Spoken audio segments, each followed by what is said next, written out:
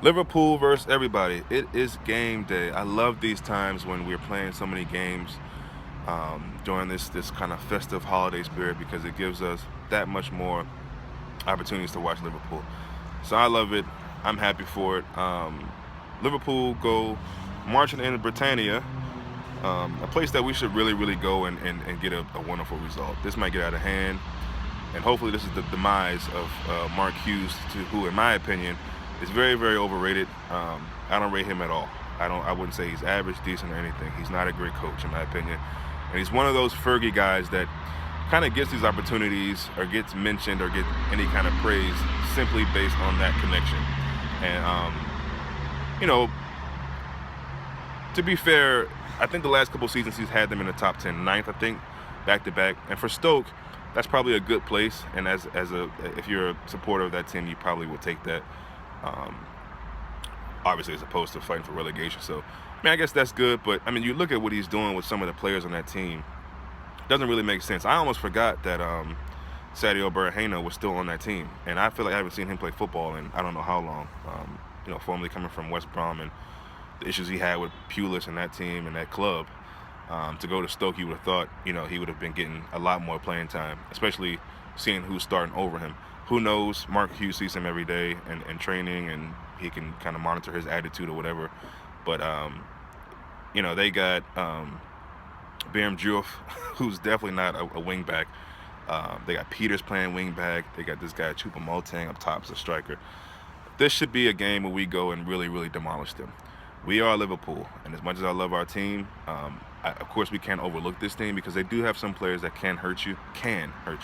I don't think they will, but I'll mention those as well. Of course, Shaq, Shaqiri, Crouch could. I don't know if he'll even play. And really, that's about it. They got the guy Hesse, the former Madrid player, who I don't know if they have him on loan right now or if they have him full stop from Real Madrid. But I don't watch many Stoke games because I don't really see the need when I am watching other teams. But I do remember early in the season, Hesse was doing really good for them with goals and just his presence, his speed. And somehow Stoke, so I will say this is another thing about Hughes, because it seems like before Hughes came, they weren't really getting these kind of players with these names. We all know Shaqiri and what other teams he's played for, and kind of how good he was. It was a very impressive signing for Stoke when he first came over, and for me the same thing for Hesse. So to a degree, they're doing something right with getting some of these players, but then again, it makes me feel like, are these players a little overhyped? I don't know, but yeah, it's Stoke, and we know the last time we played them, thankfully they're the biggest reason why we're even in the Champions League right now. So yeah, I expect us to go there and really put them out of their misery, including the coach, and maybe, like I said, lead to his demise.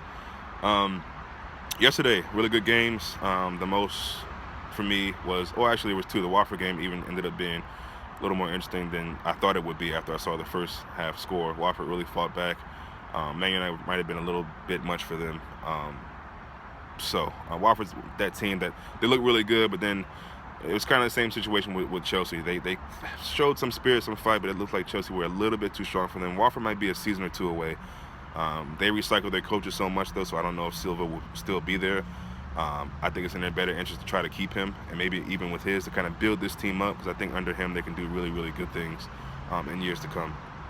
But besides that, the Tottenham and Leicester game I thought could end like it did. I really thought Leicester could get at least a point, if not more, from that.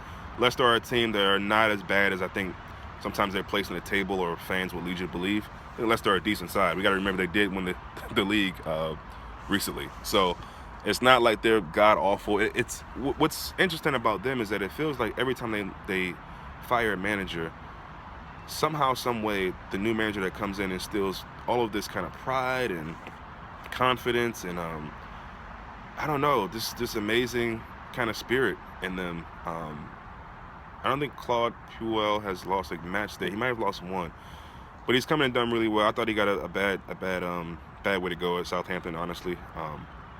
So good for them, good for that team. But here we are, yet another chance for us to move up in the table because of another top four potential top four rival has dropped points. And I don't know if Spurs are kind of going through an early season blip right now. That's two games in a row where when you look at it and knowing Spurs, you think they get all 3 points in those games. But this is why I love the Premier League, because it's tough. And we know West Brom are a frustrating team. They hadn't done that well under Pulis. They got rid of Pulis, and what do you know? That's 2 games back to back that they have not lost. They've been draws, but they're not losses. And so a lot of times, at least with those fan bases, you kind of take those, and especially going into games like the ones that they just played back to back. So yeah, good result. For us, that they got that result, Leicester, because it definitely helps us and going into these, which should be favorable matches coming up. But yeah, I'm excited about it. Do we sit Salah? I'd like to know if anybody wants to leave comments and opinions on that. That's kind of been a talking point. Do we sit Salah? He's red hot. I'm kind of torn. I know he's been scoring goals like crazy and for fun, but I know he also needs some rest. He's been running like crazy, working his tail off, and just playing a lot of minutes. So I have a lot of other players, but you definitely want to make sure you're doing the best you can by Salah. We don't want to get any injuries, and a lot of those injuries sometimes just come from fatigue and needing a rest. So Klopp says he doesn't believe in resting players. As mentioned about Firmino in the last game, I don't know what you call a butt rest, because Firmino is definitely rested. He kept the bench warm all game against Chelsea. So did Mane for the most part, even though he came in for a few minutes. But I see it's going really, really high with the firepower in this game, because we need to pick up these points in these games. And the other side is that, do we get Solanke a start at some point? I don't want him to go on loan somewhere, or definitely not to a championship team, and definitely not to Swansea. I think we need to get a little bit more of a sample size of what he can do, and Robertson. And the moments that they have played, Robertson much more than Solanke, but every time they've come on, especially Solanke, in my opinion, they've really, really, really shown a spark, shown what they can do, and offered something different in the team, which I think is good. We need to know what we can get from these guys if, in fact, we get injuries or something like that. We don't want to just be throwing them in with only, the limited amount of time that they've had. And this is more so for Solanke, of course, as Robertson has played full matches, I believe, at least 2. Yeah. So yeah, those guys have done really well when they come on. So it'd be nice to see them. And if not in a game like this, when will it be? Doesn't look like Champions League, especially not for Solanke. We're out of the other cup competition, so got to get these guys in, get them a longer run. So, again, in hindsight, you do better against Chelsea and Sevilla, then this is probably a game that you do a much changed side, but it feels like now, it's another must-win game yet again, and to, get this, like I said, favorable kind of swing of games going would be good to get this win for sure. So I really see a domination from us. This could be really like 4 or 5-0, to be honest. And by halftime, I'm guessing, I'm hoping it'll be at least 3-0. Now I know, and I could probably look back on this and be upset that I put my foot in my mouth, because we could be down, on Liverpool, or it could be 0-0. We're scrapping for a win, which I'm cool with. If we have to scrap for a win and it's 1-0, I'll take that too. But this is Stoke. We're going to the Britannia. I don't see anything but a win here. I just don't. I don't know the last time I've been this ultra confident and this expecting of a smashing and thrashing on our part to another team in a long, long time. So, but the boys got to do it, and I feel like that is something that they definitely can do. So Emery should be back. Looks like he's in a good way now. I think even if the Emery out brigade, and you know who you are, were honest with themselves, you would see that we could have used Emery very, very much in that Chelsea game. He's not going to kill you with pace, and perhaps he would have been yet another cone, which Thibaut Courtois called our defenders, that Hazard was running through. So, but the physicality and that presence, I think, would have helped. Anyway, I don't want to talk too much about Chelsea. It's damn sure not Sevilla. So, but we keep going. And for all the kind of, a lot of times we seem like we're in these crisis moments. And myself, I've been at fault for that at times. I expect more from Liverpool, and I know that we can be better. And we've shown it, even against these teams like Sevilla and Chelsea. We've shown that we can match them and even be better on our day. So more of that, and more of keeping it that way throughout a whole game, is what I'm looking for. So yeah, it's frustrating. As bad as we think we've been overall, based on our expectations of our team, we're in a good place. It's not like we're 10th, 11th. You would have thought we were in a relegation fight. I think I mentioned that before. When you see some of these things, and that's what's so laughable to me. But it's in our hands yet again, and it's a chance for us to really, really change some things. So the rest of the start 11, I don't know. We'll see what happens. Again, I'm you never really know with Klopp. I think the Chelsea game actually showed that. Um, but I'm gonna throw out a score prediction. I don't do this all the time, but I'm doing it because I want to have fun with this one. And I'm gonna say 4-0, and that's, I think, on the low side. It could be more than that. And 4-0, have Genie scoring twice.